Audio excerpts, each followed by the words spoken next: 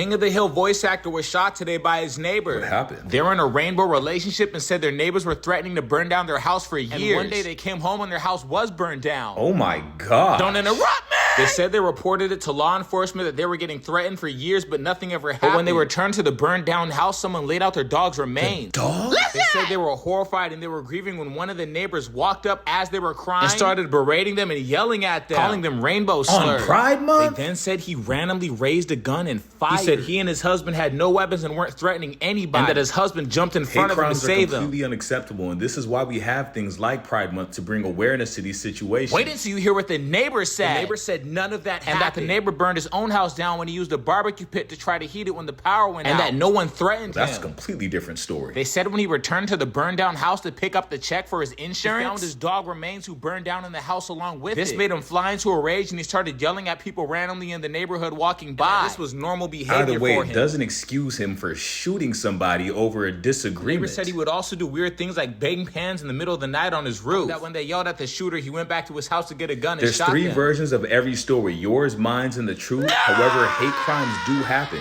And if a hate crime... But doesn't the neighbor's story sound realistic? The other story doesn't even seem real to me. I'm saying if a hate crime did happen, then the neighbor would have a good reason to lie against them and defend the other neighbor. Okay, sure, yeah, the neighbors could be lying. But what if it comes out that the couple was actually lying? Then what? If anybody on this earth lies about a tragic situation to receive things such as sympathy and money from people, then they deserve complete shame. However, nobody on this earth should ever have to go through or receive a hate crime or be lied against. I just can't believe people that automatically believe one side when it's obvious only the neighbor's side was the true story. You're doing that now!